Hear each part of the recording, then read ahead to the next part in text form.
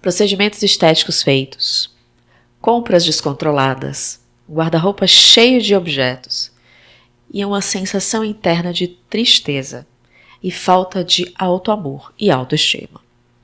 Mesmo quando você compra aquilo que você quer muito, parece que essa compra não consegue alterar a forma como você gosta de si mesmo e valoriza a si mesmo.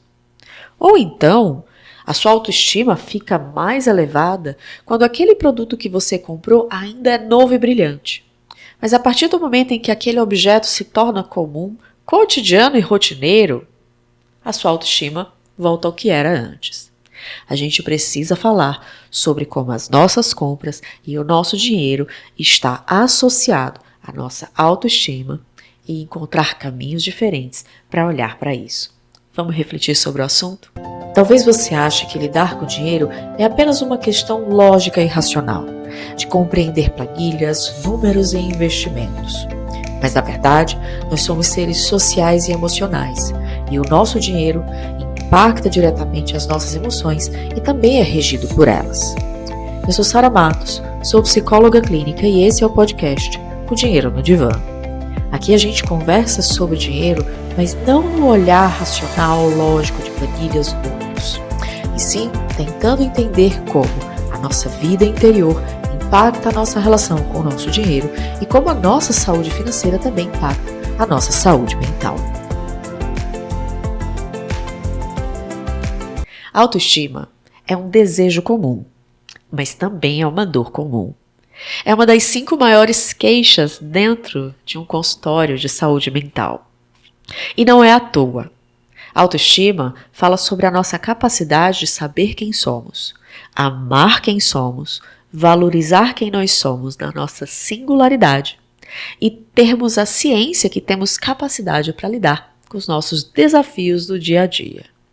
É um conceito subjetivo, interior, não pode estar associado a objetos externos para acontecer e por isso mesmo é tema de terapia. Eu não sei se você sabe, mas a gente vai para a terapia para lidar com temas que são da nossa subjetividade e nos encontrarmos dentro desse mundo maluco que a gente vive enquanto indivíduos.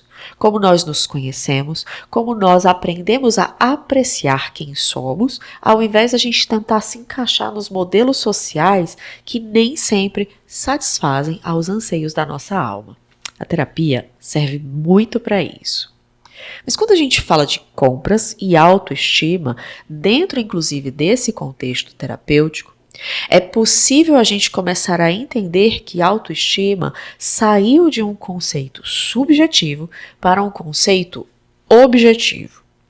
Aqui, objetivo não é sobre algo que é focado, direto ao ponto, sem muita firula. A gente fala sobre objetivo como um conceito oposto complementar ao que é subjetivo.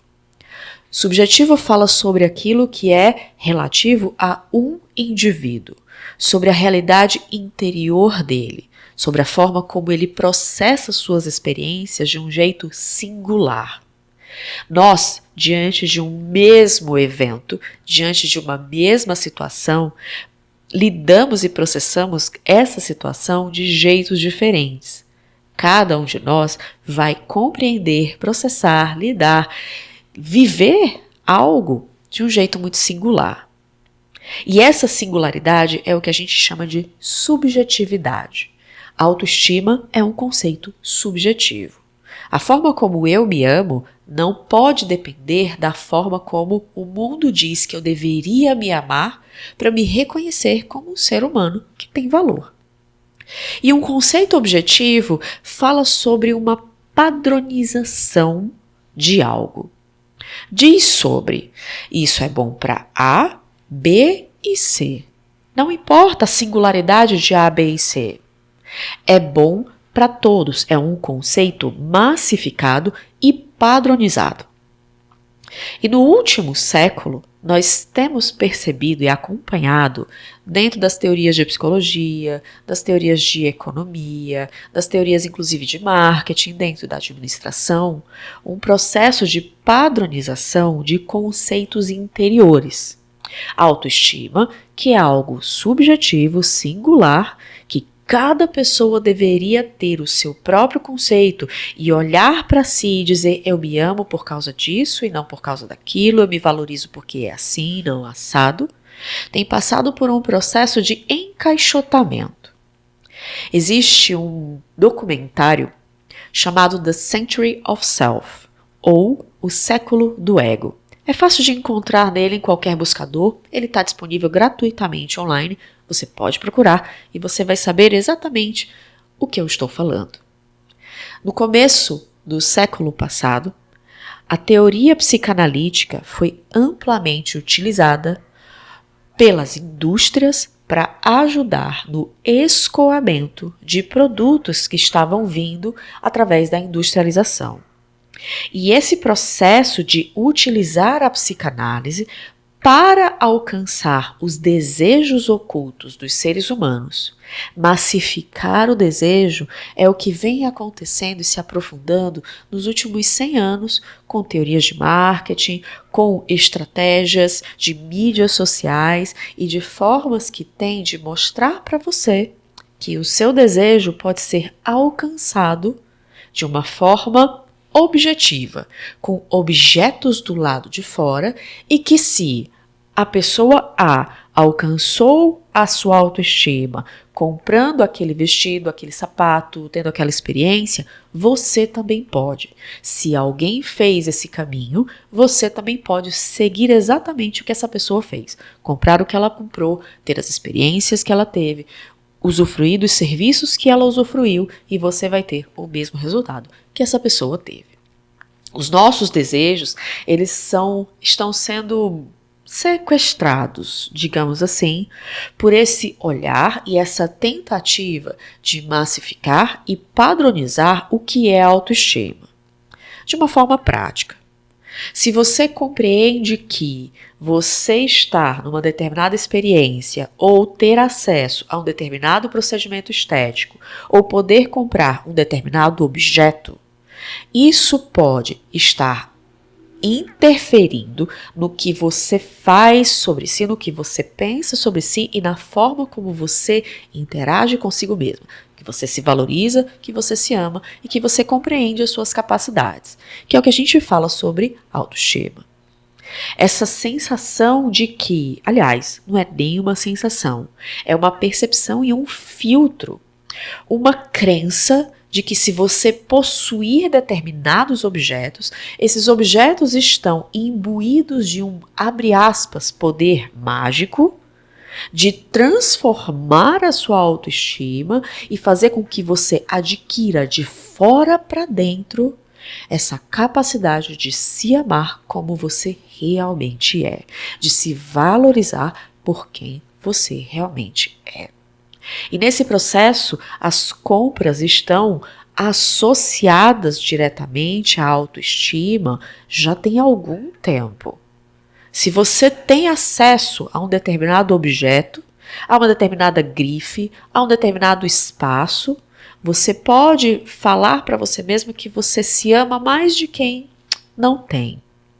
É o que aquela influenciadora de tigrinho falou algum tempo atrás, chamando: ai, me mimei. Comprei isso aqui, significa que eu me amo tanto que eu dou para mim um objeto que custa tantos R$1.000. Essa é a prova para mim, para você e para todo mundo que está me assistindo de que eu me amo de verdade, que eu valorizo quem eu sou. Se eu me valorizo, eu adquiro. Se eu me valorizo, o meu dinheiro expressa isso através das compras que eu faço. E o que na verdade tem acontecido é o oposto disso. Temos comprado em excesso, temos adquirido objetos que muitas vezes não tem nada a ver com a nossa essência, não tem nada a ver com quem nós realmente somos e desejamos expressar. Comprar é um ato rotineiro, mas ele está associado e tentando solucionar aspectos subjetivos e interiores que não é da responsabilidade da compra solucionar. É responsabilidade do sujeito, seu, meu e de qualquer pessoa que se olha no espelho e vê qualquer aspecto real do corpo ou subjetivo. Eu me acho arrogante, eu me acho chata, eu acho que as pessoas não gostam de mim porque eu falo alto, porque eu falo baixo, porque eu falo palavrão, porque eu não falo palavrão. E, portanto, eu não sou um ser humano digno de ser amado. Eu me olho no espelho e eu tenho dificuldade de ver aquela imagem e dizer: essa pessoa é uma pessoa digna de ser valorizada pelo que ela é, digna de ser amada por quem ela é. E eu faço isso como uma primeira pessoa, como a pessoa que mais tempo se relaciona comigo, eu sou a primeira a fazer isso. E compras tem andado nesse espaço solucionando uma questão que não é de objetos externos para solucionar. Quando você delega para objetos externos, para o comportamento de compras, que você gostaria que demonstrasse que você se ama a ponto de se dar um objeto específico, se dar uma experiência específica para comprovar para você mesma que esse amor por si, que esse amor por quem você é, existe. Você pode entrar num espaço de dependência, de ligar diretamente aos objetos, ao seu poder de compra com a sua autoestima. Se eu tenho alto poder de compra, eu tenho uma alta autoestima. Nossa, ficou um trava-língua agora. Se eu tenho um baixo poder de compra, eu tenho uma baixa autoestima. E essas duas partes da vida não se comunicam e não se relacionam. Porque comprar é uma parte prática da vida que resolve aspectos práticos. Autoestima fala sobre aspectos interiores. Fala sobre como você conhece a você mesma de uma forma profunda e é capaz de se olhar no espelho, não para ver algo físico que você gosta, que você não gosta, que você gostaria de mudar ou que você não gostaria de mudar, mas como uma forma simbólica de se olhar enquanto imagem, enquanto pessoa. E você se olhar no espelho e apesar de você querer retocar isso, retocar aquilo, no geral você pode dizer: eu gosto dessa pessoa, eu amo essa pessoa, eu valorizo realmente quem eu sou. E eu desconecto essa valorização daquilo que eu posso pagar, daquilo que eu posso comprar, do que o meu dinheiro pode me proporcionar.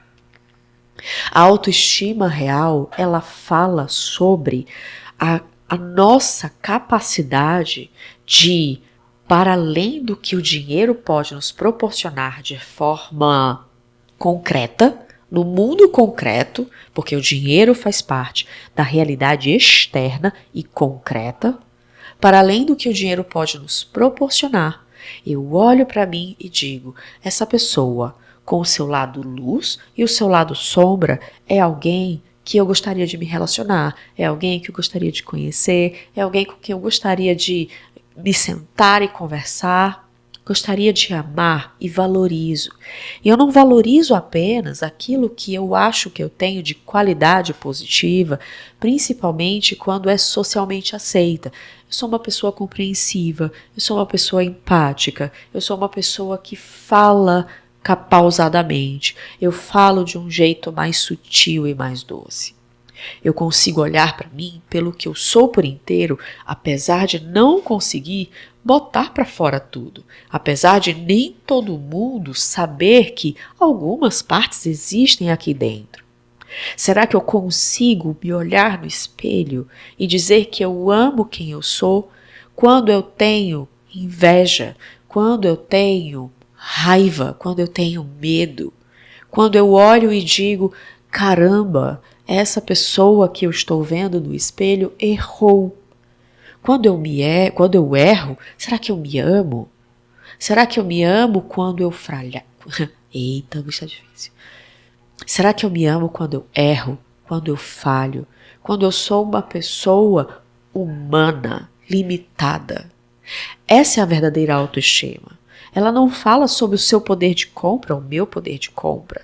A autoestima não está relacionada, por mais que tenham tentado fazer você acreditar de que a quantidade de dinheiro é diretamente proporcional ao seu alto valor e à forma como você se ama e à sua capacidade de ter acesso material a alguns objetos, algumas experiências e alguns serviços, falam sobre autoestima. A autoestima não é sobre isso. É a capacidade que você, por exemplo, tem de se conhecer do seu lado mais rosado, seu lado mais caloroso, seu lado que todo mundo gosta, e também conhecer quando você erra, quando você falha, quando você é limitada e humana, e dizer na experiência por completo: eu continuo gostando de mim, eu me valorizo, inclusive se eu errar, eu não vou perder o meu valor porque eu errei aqui, eu tomei esse caminho que talvez fosse melhor de um outro jeito, talvez eu precisasse seguir um outro caminho. E aqui fica mais claro como a gente acabou misturando no último século com esse espaço em que mídias sociais, de uma forma mais moderna, mas no longo prazo, ao longo do tempo, estratégias de marketing, estratégias de grandes empresas que desejam escoar os seus produtos, desejam criar desejo, desejam que você entenda que sem um objeto do lado de fora você não consegue resolver o seu mundo interior.